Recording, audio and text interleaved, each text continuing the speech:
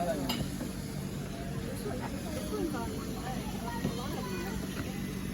me know when you move. Can you oh, they do, but they don't. Can you please walk? You'll be too fast. If you'd like, you can. Mà thấy cái hình cái chữ Okay.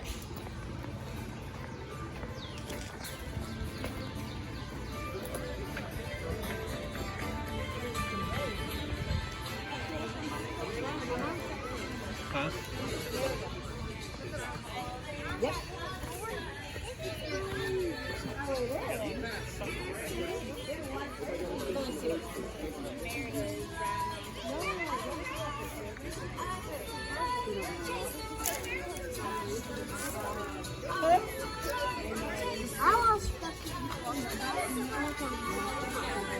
Ở ngoài rồi.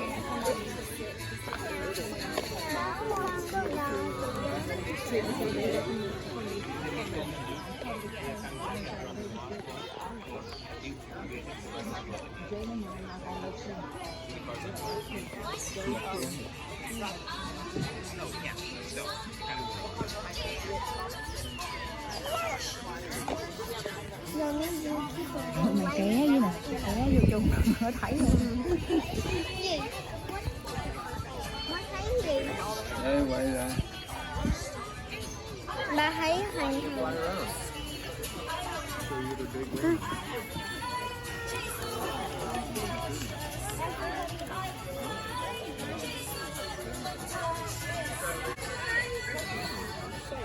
Out, right? So I'm going to move your glove over here, and we're going to call him down. There we go, buddy. Try and step over here for me. There we go. And then, like I said, we're going to turn, smile. There we go. We got some good ones. Good job. And I'm going to rotate you one more time as I call him over here. There we go. Good job, buddy. I'm going to take this glove from you. You can take your seat. Thank you for helping me. Nói đi anh, lâu lâu mới có đó, ngon mới đi. So I mentioned, I was talking about their necks and how they're able to turn their necks turn their heads pretty far. And that's because they have about double the amount of neck bones that a human would have. We have about 7, I was combining my two numbers. We have 7, they have 14. There we go, there's those numbers correct. And another adaptation they have are their eyes, which allow them to see in dark environments. But those eyes are really big. In fact, they take up most of their head. And they're shaped a bit like a light bulb. And the part that you're seeing is actually the small part, right? The part that you screw in. The rest is inside of that head. But if you have mostly only eye in your head, you don't necessarily have space for a lot of other things, such as a little brain that might be in there. So we don't always like to say that they are the wise old owl as much as that they are the instinctual old owl. Another adaptation that they have are their incredible wings, which allow them to fly near silently. So tell me, being a male Abyssinian ground hornbill will have the blue all over his throat patch. But if you go look at Zazu and Gumby, the female is the one that has the blue on their throat Con patch. xấu quá hả? You may be saying, Sean, I'm not looking down that low, I'm looking above and looking at that huge beak. Well, that's the exact reason why I don't like to take anything away from Abby.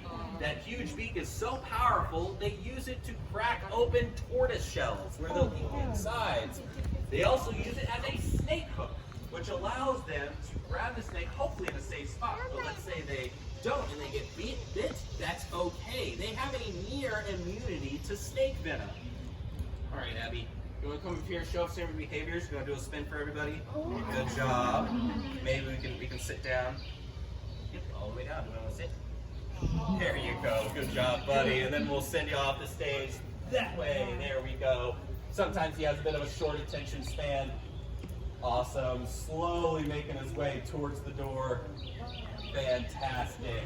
All right. And as Abby retreats, so let's say there's some fruit hanging down low. She can either swoop around or she can hang down using those feet, gripping onto a perch, and then climb her way back up to be able to then eat it. You may also notice that she's bringing that food up to her face versus when you saw, let's say, Mr. Ruwenzori up there, you may have noticed he would bring his face down to his food. And that's because typically a milky eagle owl isn't being predated upon very often versus these individuals might be. So by bringing the food up to their face, they can still keep their eyes out and look around. But if there is a predator, that's okay. Again, we'll show off that crest. There we go. And then now we can then hopefully get away from that predator.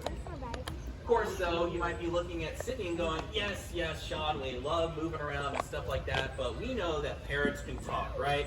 Well, we like to say that it's actually mimicry because, one, they don't necessarily know what they're saying. And two, they don't always necessarily mimic everything that they hear. Sydney over here is over 20 years old. And you know what? Over that time, I'm going to show you every single thing that she's learned to mimic over those 20 years. So Sydney, first, let's everyone hi. There we go. That was very adorable, very soft.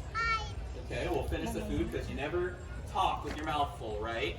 Okay, and then what if we say pretty bird? There we go. Also very quiet. That's all right. And that's it. That's everything that she knows. Over 100% of her vocabulary. Like I said, it's only things that they hear over and over, and it's only things that they want to mimic. So if you're thinking about getting a cockatoo or a parrot as a pet, we want to make sure that you're doing your research and understanding that they may not necessarily mimic everything that you hear. Of course, Sydney knows some other things because she likes to mimic some other sounds, such as her favorite movie, Psycho. Oh, yes, that's what they said at the beginning. But what's the famous sound they make in Psycho? There we go. But Sydney, you know what? You are a good PSA for that one caution, but I think that we can still show off some really cool memory. Or some mimicry, excuse me, not memory. I have a bad memory. Yes, we'll put that foot down. There we go. We're going to do another spin for everybody. Maybe give me a kiss. Thank you very much. And that was Sydney, our yellow crested cockatoo.